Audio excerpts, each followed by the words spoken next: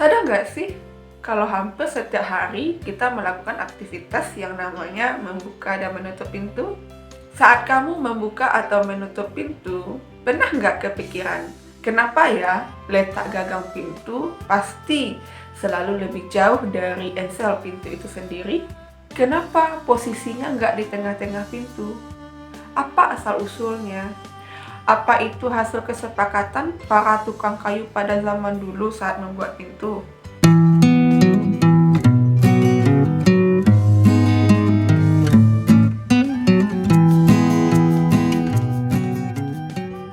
Bismillahirrahmanirrahim. Assalamualaikum warahmatullahi wabarakatuh.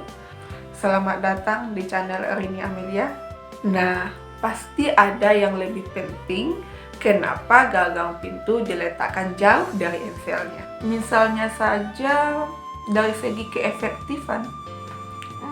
Bisa jadi.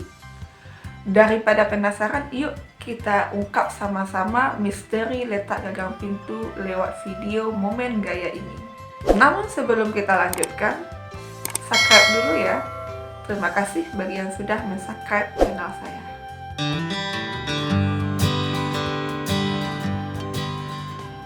Sesungguhnya momen gaya atau torsi ini sangat erat kaitannya dengan gaya.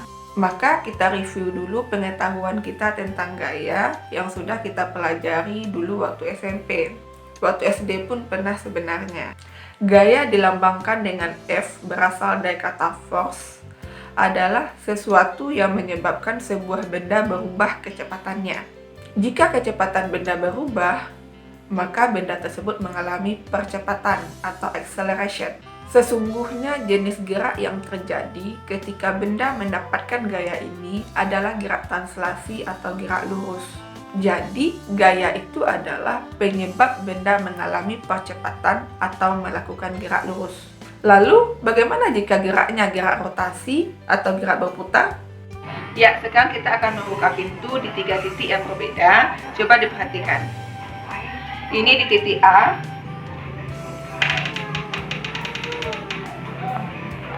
Kita usahakan gaya dorongnya sama. Di titik B. Dan di titik C. Itu di 3 titik yang berbeda tadi, saya merasakan lebih mudah membuka pintu saat mendorong pintu di titik A. Dan sangat sulit mendorong pintu saat di titik C. Dan saat di titik B, kesulitannya di antara titik A dan C. Kenapa bisa demikian? Yuk kita bahas. Ini misalkan gambar pintu yang dilihat dari atas. Ini pegangan pintu, ini engsel. Gaya dorong diberi di posisi A dekat pegangan pintu, kita misalkan FA. Posisi B di tengah-tengah pintu, kita misalkan FB. Dan posisi C dekat engsel, kita misalkan FC. Ketiga gaya ini besarnya sama, letaknya saja yang berbeda. FA titik yang paling jauh dari sumbu putar atau engsel, sedangkan FC sendiri di titik engsel. Kita akan merasakan lebih mudah mendorong pintu pada posisi A dan paling sulit mendorong pintu pada posisi C. Bagi yang dekat pintu boleh dicoba ya. Jadi kalau begitu, untuk gerak rotasi gaya saja belum cukup. Perlu juga diperhatikan di mana gaya itu diberikan. Untuk FC, gaya diberikan di sumbu putarnya. FB ada jarak dengan sumbu putar. FA lebih jauh lagi dibandingkan dengan FB dan FC. Maka jarak dari engsel atau sumbu putar ke titik di mana gaya itu diberikan disebut dengan lengan gaya. Kita lambangkan dengan L. Secara fisis, lengan gaya adalah jarak tegak lurus yang ditarik dari poros rotasi sampai ke garis kerja gaya. Berarti lengan gaya di titik C sama dengan 0 karena C ada di sumbu putar. Dan lengan gaya B kita simbolkan LB. Lengan gaya A kita simbolkan LA. LB lebih kecil dibandingkan dengan LA. Kalau begitu, dalam gerak rotasi, selain membutuhkan gaya, juga ada besaran lain yang berpengaruh, yaitu lengan gaya. Hubungan kedua besaran inilah yang kita namakan dengan momen gaya atau torsi yang kita lambangkan dengan dibaca dengan tau. Di mana semakin besar gaya yang diberikan, maka semakin besar pula efek putaran yang terjadi. Dan semakin besar lengan gayanya, maka semakin besar pula efek rotasi yang dihasilkan. Secara matematis dapat dirumuskan besar momen gaya adalah Tau sama dengan L kali F, di mana L ini adalah lengan gaya dan F adalah besarnya gaya yang diberikan. Satuan torsi ini adalah meter Newton, berasal dari lengan gaya satuannya meter, sedangkan gaya satuannya Newton. jika gaya yang diberikan sejajar dengan batang atau pintu, ternyata batang atau pintu itu tidak berotasi. Jika arahnya tegak lurus, maka batang atau pintu akan berotasi. Bagaimana kalau gayanya membentuk sudut theta sembarang terhadap batang atau pintu? Jika gaya membentuk sudut sembarang terhadap batang, batang akan berotasi, tetapi percepatan sudut yang dialami oleh batang akan berbeda jika sudutnya tegak lurus. Seperti gambar ini. Bagaimana persamaan momen gayanya jika gaya membentuk sudut theta terhadap batang? Misalkan jarak dari sumbu putar ke titik di mana gaya diberikan adalah R. Kalau kita perpanjang garis kerja gayanya seperti ini, dan sudut tetanya sama dengan ini, karena sudut saling tolak belakang adalah sama besar. Yang manakah lengan gayanya? Seperti yang sudah kita pahami tadi, bahwa lengan gaya adalah jarak tegak lurus yang ditarik dari poros rotasi sampai ke garis kerja gaya. Jadi ini lengan gayanya. Apa hubungan L dengan R? Di mana L adalah lengan gaya dan R adalah jarak titik poros ke titik di mana gaya bekerja. Berdasarkan konsep sinus, maka hubungan dua besaran ini adalah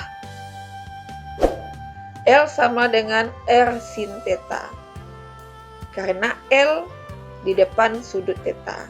Sehingga persamaan momen gaya Tau sama dengan L kali F bisa diturunkan lagi menjadi Tau sama dengan RF sin theta. Persamaan ini dipakai untuk gaya yang tidak tegak lurus dengan poros. Dari persamaan ini dapat dipahami bahwa selain gaya, jarak poros ke titik kerja gaya juga ada hal lain lagi yang lebih penting, yaitu sudut. Di mana sudutnya semakin menyiku, semakin gampang benda itu berputar. Semakin tidak menyiku, semakin susah. Kalau didorong pintu sejajar seperti ini, malah tidak memutar. Dari pembahasan kita tadi dapat kita simpulkan bahwa gaya adalah sesuatu yang menyebabkan benda berubah kecepatannya atau melakukan gerak translasi, gerak lurus. Sedangkan momen gaya adalah sesuatu yang menyebabkan benda berubah kecepatan sudutnya atau melakukan gerak rotasi, gerak berputar. Atau dengan kata lain, momen gaya adalah kecenderungan suatu gaya untuk memutar suatu benda. Momen gaya ini merupakan besaran vektor, sehingga selain menentukan besar nilainya, juga perlu diperhatikan kemana arah putarannya. Di dalam fisika ditandai dengan nilai positif atau negatif. Torsi akan bernilai positif jika arah putarannya berlawanan arah jarum jam, dan akan bernilai negatif jika arah putarannya searah dengan arah jarum jam. Nah, sekarang kita jawab misteri gagang pintu. Kenapa letak gagang pintu pasti jauh dari enselnya? Hal ini disebabkan karena momen gaya sebanding dengan lengan gaya dan gaya yang diberikan. Artinya, semakin besar lengan gaya dan gaya yang diberikan, maka semakin besar pula momen gaya yang dihasilkan. Hal inilah yang memudahkan kita membuka dan menutup. Bisa kita pahami ya, saat kita membuka atau menutup pintu dengan menarik atau mendorong gagang pintu atau bagian yang jauh dari ensel, pintu akan lebih mudah terbuka atau tertutup. Karena letak ensel atau poros rotasi berjauhan dengan gagang pintu. Artinya, nilai lengan gayanya besar. Sebaliknya, jika kita membuka atau menutup pintu dengan gaya yang sama besar dengan gaya sebelumnya, di bagian tengah-tengah pintu atau bagian yang dekat dengan ensel, pintu akan lebih sulit terbuka atau tertutup karena letak ensel pintu dengan gagang pintu yang dekat atau nilai lengan gayanya kecil. Semakin jauh letak gagang pintu dengan ensel, maka momen gaya yang dihasilkan semakin besar, sehingga pintu lebih mudah terbuka atau tertutup. Semakin dekat letak gagang pintu dengan ensel, maka momen gaya semakin kecil, sehingga pintu lebih sulit terbuka atau tertutup. Gimana? Kamu sudah tahu kan kenapa letak gagang pintu jauh dari enselnya? Kalau sebelumnya dikatakan mungkin ada hubungannya dari segi efektivitasnya, itu betul banget. Karena letak gagang pintu yang berjauhan dari posisi ensel bertujuan untuk meminimalkan gaya yang dikeluarkan. Apa hanya gagang pintu saja yang ada hubungannya dengan momen gaya? Jawabannya tentu saja tidak. Masih banyak penerapan prinsip momen gaya yang dapat kamu temukan dalam kehidupan kita sehari-hari. Contohnya saja seperti jungkat-jungkit, menimba sumur, bermain yoyo, memasang baut. Nah, itu saja pembahasan kita kali ini. Pembahasan soal terkait momen gaya ini kita lanjutkan di video berikutnya.